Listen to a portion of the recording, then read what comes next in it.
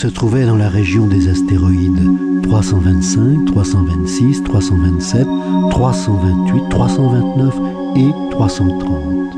Il commença donc par les visiter pour y chercher une occupation et pour s'instruire. La première était habitée par un roi. Le roi siégeait, habillé de pourpre et d'hermine, sur un trône très simple et cependant majestueux. Ah, voilà un sujet! Et le petit prince se demanda comment peut-il me reconnaître puisqu'il ne m'a encore jamais vu.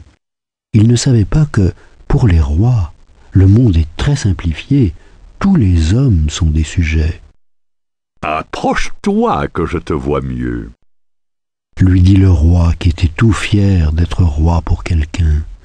Le petit prince chercha des yeux où s'asseoir, mais la planète était tout encombrée par le magnifique manteau d'hermine. Il resta donc debout, et comme il était fatigué, il bâilla. Il est contraire à l'étiquette de bâiller en présence d'un roi. Je te l'interdis. Je ne peux pas m'en empêcher. J'ai fait un long voyage et je n'ai pas dormi. Alors, je t'ordonne de bâiller. Je n'ai vu personne bâiller depuis des années. Allons, bâille encore. C'est un ordre. Ça m'intimide, je ne peux plus. Alors je t'ordonne tantôt de bâiller et tantôt de... Il bredouillait un peu et paraissait vexé, car le roi tenait essentiellement à ce que son autorité fût respectée. Il ne tolérait pas la désobéissance. C'était un monarque absolu. Mais, comme il était très bon, il donnait des ordres raisonnables. Si j'ordonnais à un général de se changer en oiseau de mer, et si le général n'obéissait pas, ce ne serait pas la faute du général, ce serait ma faute. Puis-je m'asseoir? Je t'ordonne de t'asseoir.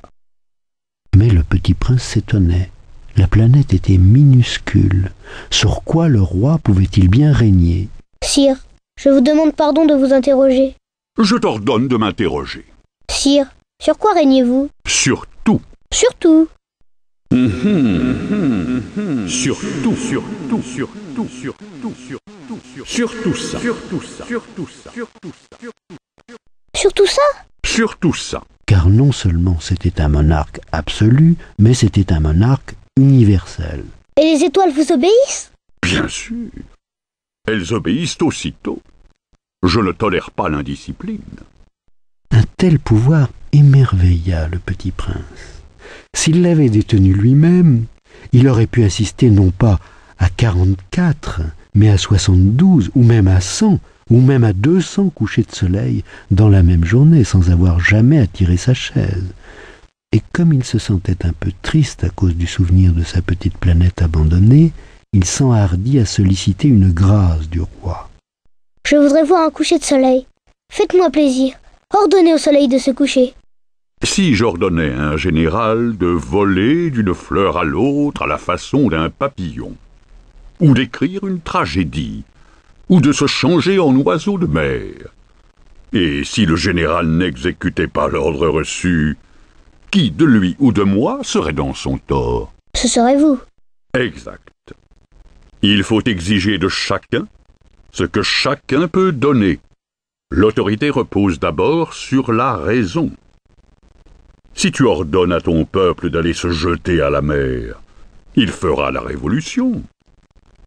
J'ai le droit d'exiger l'obéissance parce que mes ordres sont raisonnables. Alors, mon coucher de soleil? Ton coucher de soleil, tu l'auras. Je l'exigerai. Mais j'attendrai, dans ma science du gouvernement, que les conditions soient favorables. Quand ce sera-t-il? Ce sera ce sera ce soir, vers 7h40, et tu verras comme je suis bien obéi. Le petit prince bâilla. Il regrettait son coucher de soleil manqué. Et puis il s'ennuyait déjà un peu. Je n'ai plus rien à faire ici. Je vais repartir. Ne pars pas. Ne pars pas, je te fais ministre. Ministre de quoi? De la justice. Mais il n'y a personne à juger. On ne sait pas. Je n'ai pas fait encore le tour de mon royaume. Je suis très vieux. Je n'ai pas de place pour un carrosse. Et ça me fatigue de marcher. Oh, mais j'ai déjà vu. Il n'y a personne là-bas non plus. Tu te jugeras donc toi-même. C'est le plus difficile. Il est bien plus difficile de se juger soi-même que de juger autrui. Si tu réussis à bien te juger, c'est que tu es un véritable sage. Moi, je puis me juger moi-même n'importe où. Je n'ai pas besoin d'habiter ici. Je crois bien que sur ma planète, il y a quelque part un vieux rat. Je l'entends la nuit. Tu pourras juger ce vieux rat. Tu le condamneras à mort de temps en temps. Ainsi, sa vie dépendra de ta justice. Mais tu le gracieras chaque fois pour l'économiser. Il n'y en a qu'un. Moi, je n'aime pas condamner à mort. Et je crois bien que je m'en vais. Non! Mais le petit prince, ayant achevé ses préparatifs, ne voulut point peiner le vieux monarque. Si votre majesté désirait être obéie ponctuellement, elle pourrait me donner un ordre raisonnable. Elle pourrait m'ordonner, par exemple, de partir avant 1 minute. Il me semble que les conditions sont favorables. Le roi n'ayant rien répondu, le petit prince hésita d'abord, puis, avec un soupir, prit le départ.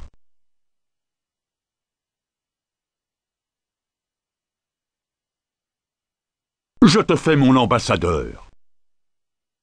Les grandes personnes sont bien étranges, se dit le petit prince en lui-même, durant son voyage.